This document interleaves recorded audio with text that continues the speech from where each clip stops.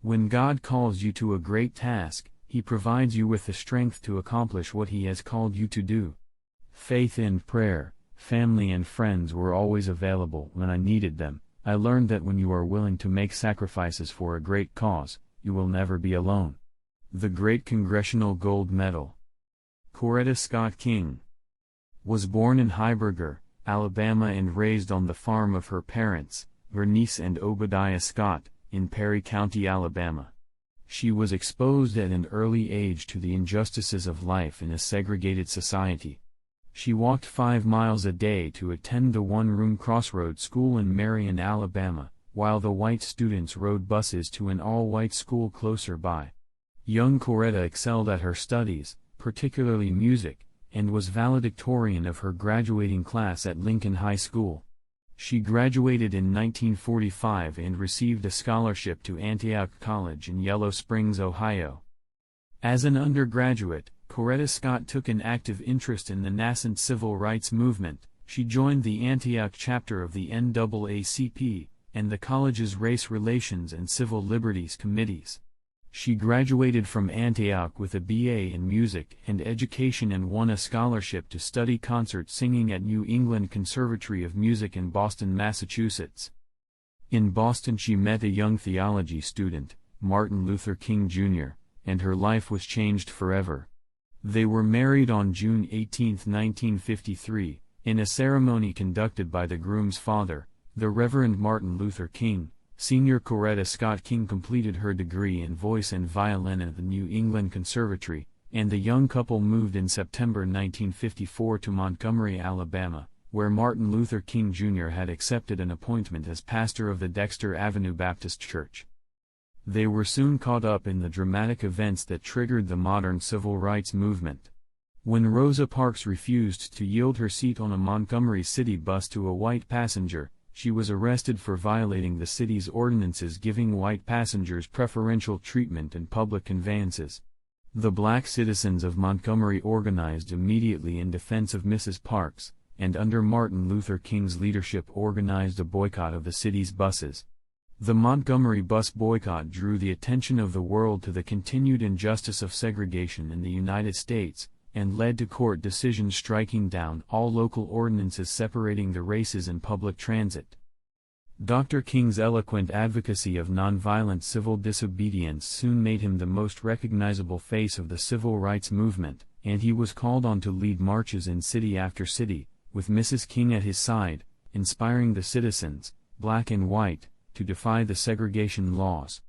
The visibility of Dr. King's leadership attracted fierce opposition from the supporters of institutionalized racism.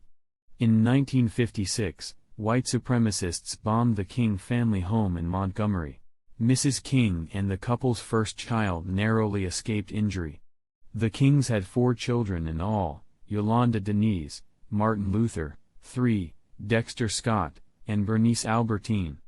Although the demands of raising a family had caused Mrs. King to retire from singing, she found another way to put her musical background to the service of the cause.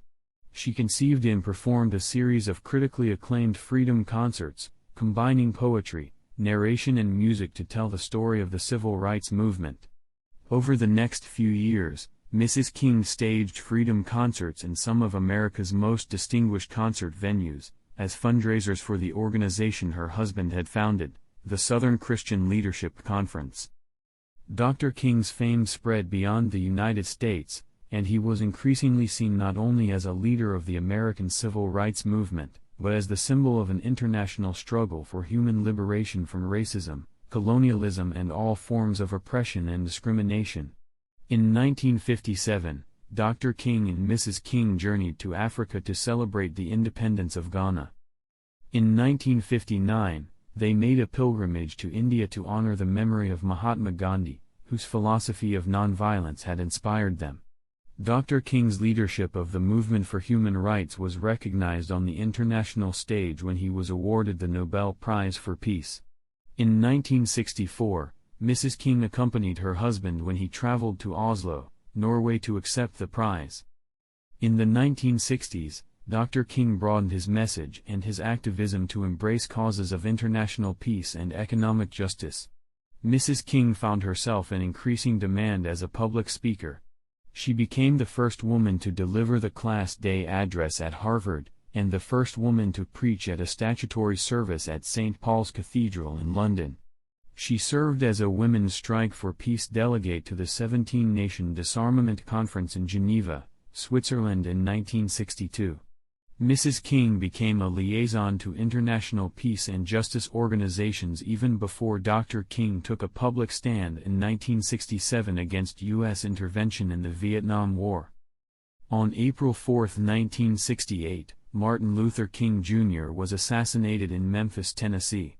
Channeling her grief, Mrs. King concentrated her energies on fulfilling her husband's work by building the Martin Luther King Jr. Center for Nonviolent Social Change as a living memorial to her husband's life and dream. Years of planning, fundraising and lobbying lay ahead, but Mrs. King would not be deterred, nor did she neglect direct involvement in the causes her husband had championed.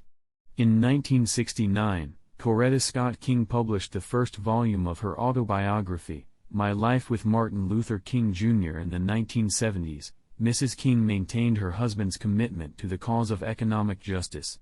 In 1974, she formed the Full Employment Action Council, a broad coalition of over 100 religious, labor, business, civil and women's rights organizations dedicated to a national policy of full employment and equal economic opportunity. Mrs. King served as co-chair of the council. In 1981, the King Center, the first institution built in memory of an African American leader, opened to the public. The center is housed in the Freedom Hall complex encircling Dr. King's tomb in Atlanta, Georgia. It is part of a 23-acre National Historic Site that also includes Dr. King's birthplace and the Ebenezer Baptist Church, where he and his father both preached. The King Center Library and Archives houses the largest collection of documents from the Civil Rights era. The center receives over 1 million visitors a year, and has trained tens of thousands of students, teachers, community leaders and administrators in Dr. King's philosophy and strategy of nonviolence through seminars, workshops and training programs. Mrs. King continued to serve the cause of justice and human rights. Her travels took her throughout the world on goodwill missions to Africa, Latin America, Europe, and Asia. In 1983, she marked the 20th anniversary of the historic March on Washington by leading a gathering of more than 800 human rights organizations, the Coalition of Conscience, in the largest demonstration the capital city had seen up to that time. Coretta Scott King led the successful campaign to establish Dr. King's birthday, January 15, as a national holiday in the United States. By an act of Congress, the first national observance of the holiday took place in 1986. Dr. King's birthday is now marked by annual celebrations in over 100 countries. Mrs. King was invited by President Clinton to witness the historic handshake between Prime Minister Yitzhak Rabin and Chairman Yasser Arafat at the signing of the Middle East Peace Accords in 1993. In 1985, Mrs. King and 3 of her children were arrested at the South African Embassy in Washington, D.C., for protesting against that country's apartheid system of racial segregation and disenfranchisement. 10 years later, she stood with Nelson Mandela in Johannesburg when he was sworn in as President of South Africa.